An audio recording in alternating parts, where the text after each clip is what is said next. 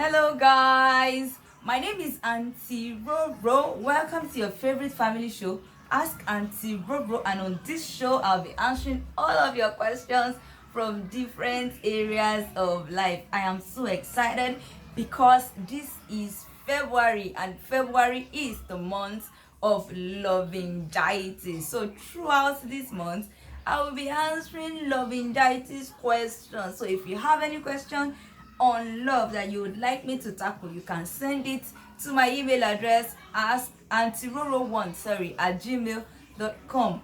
Lobaton, and I will be willing to answer all of your difficult questions like that. I will be your relationship expert for the rest of the month. I await all your sincere and beautiful questions. Thank you for this show as I take on the audacious task of answering all of your difficult questions. Let me quickly put up my disclaimer out there. Kindly note that every single question is answered at doer's risk. And if you are new to my channel, I want to implore you to subscribe to my YouTube channel Auntie Roro, where I film about storytelling, lifestyle, and humor. Also follow me on my Instagram page at Aderonke Adex. Today I have two amazing love questions that I'll be tackling. So to my first question, Auntie Roro, I want you to listen carefully to my first question. Auntie Roro, if you love someone who doesn't love you back, what do you do? Oh, sorry, let me rephrase that question. Auntie Roro, what do I do if I love someone who doesn't love me? Auntie Roro, what do I do if I love someone who doesn't love me? This one is a classic case of even your boo get a boo.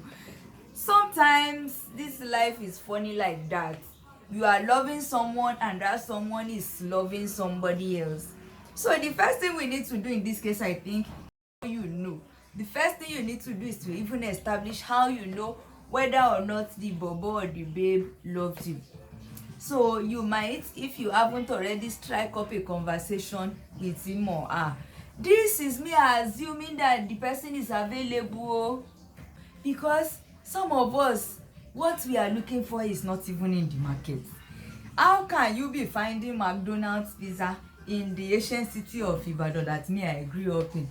Don't be searching for the living amongst the dead. So if the person is available and you have struck a conversation with the person and the person is still saying that the person does not love you back, that means you have eaten it finish. It's like you have cooked rice for the person who is no longer hungry, or who was not even hungry to start with. That means you have been fetching water inside a basket. So the only course of action for you is to retreat. Don't go and do no retreat, no surrender. Oh, koma bate. Don't do no retreat, no surrender. Nibi lo makusi like Mario. Please, at this point, I will advise you to retreat.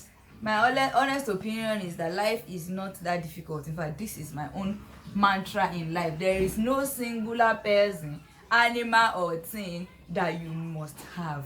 Gaskia. On to my second question. Auntie Roro, what is the worst response to I love you?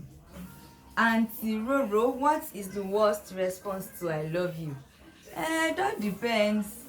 Are you asking as a millennial or this internet generation? If it's a millennial, it is thank you or silence. When you tell somebody I love you and the person says thank you, you need to probe it. Like, what exactly are you thanking me for? Are you thanking me for loving you, or you are thanking me for loving you in spite of you not loving me back? So you need to understand the problem. Silence, however, I think is actually worse. Are you trying to make it thinking, or are you meditating on the fact that I love you? All these questions need to be answered when you receive those two responses to I love you. For the internet generation, if they respond with a smiley, my dear, probe it. If you say I love you and then what they send you is smile, smile it and send, probe it. It might be okay, but then on the other hand, you might have to check it to see whether or not there's sincerity attached to that response.